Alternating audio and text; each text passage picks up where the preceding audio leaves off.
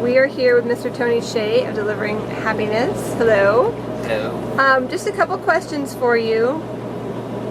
You talked a lot about customer service. What is your number one priority as far as your company is concerned?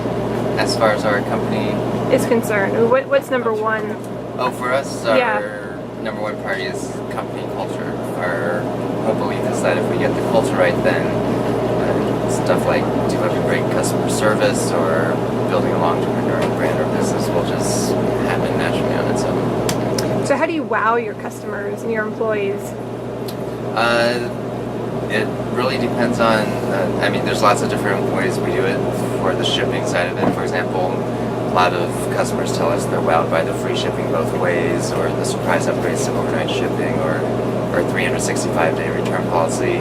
When they call us on the phone, we leave it up to our employees to decide what's best for the customers, just depending on their own personalities and the customers' personalities. So some employees love getting their customers to laugh, and other employees connect with customers in different ways. So we really don't have a set formula. Got it. You are one of the top 10 people being followed on Twitter. Why is that important to you, and how do you connect with people on Twitter?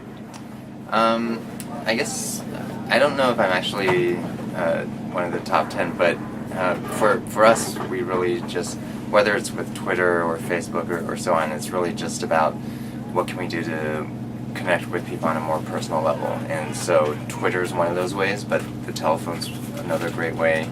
And through Facebook we have videos, and actually if you go to our blog's website, blogs.zappos.com for Zappos, and then for Delivering Happiness there's facebook.com/delivering happiness. And so for all of those, there's just different ways of showing the different personalities in photos, videos, and so on. So social media is pretty important to your company? I guess I've always personally disliked the term social media, so I try to say it myself. In fact, at Zappos, every time someone says our head of brand marketing uses that term, he owes me $1. So for us, it's more just about connecting with people, and Twitter happens to be one of the ways. But I guess I don't like the term social media because it kind of takes the focus off of what's important, and it focuses more on the technology or the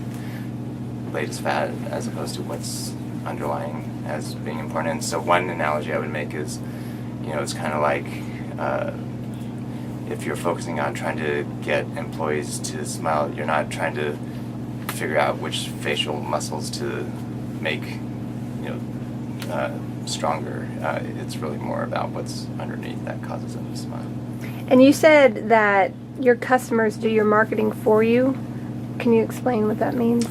Yeah, most of our business and growth has come through repeat customers and word of mouth, and it's really just about creating those memories and stories for customers to tell their friends and family, and that's really what's driven most of our growth over the years. What was your idea or your inspiration behind writing the book? Well, part of it is, I think from the outside, a lot of companies or people in general might think of Zappos as an overnight success, but the truth is we made a lot of mistakes along the way, learned a lot of lessons, and prior to Zappos I made a lot of mistakes and learned a lot of lessons as well. So part of it is to hopefully help other entrepreneurs and businesses make fewer mistakes. What's it like living on a bus with how many? Is it 10? Yeah, there's probably 10 of us on average on the bus, and it's great. It's actually a lot roomier than you would think, and half the time it's a mobile office, and there's tables set up in this area in and back. And then I don't know, for me, I don't know if this is a weird thing about me, but I really actually enjoy sleeping on the bus when it's in motion. There's something very comforting about that. What's next for you? Well, this bus tour ends around Thanksgiving, and then it's back to, right now it's been a little tough juggling Zappos and the book tour, and so we'll be able to focus a lot more time on Zappos after the book tour is over. I have one last question. One of the hardest things about business is being away and running your business. And do you have any tips for great ways to hire people that really can support you and that are with you? I mean, you've built a great team of people, but what tips would you give entrepreneurs about that? I think you never really know until you start working with them, and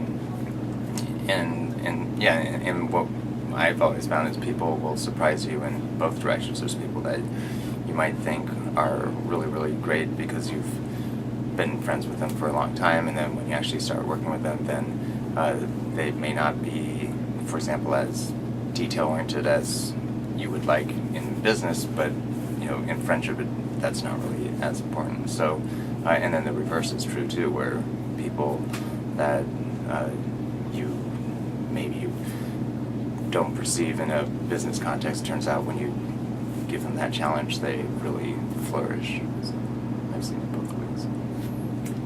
Thank you for your time. Thank you so much. We appreciate it.